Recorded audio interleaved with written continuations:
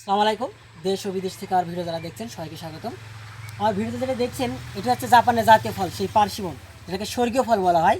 এই গাছটি দেখেন কত সুন্দর এবং ঝোপালো, এবং ফল আছে দেখেন কত, ফলে ভরপুর হয়ে গিয়েছে।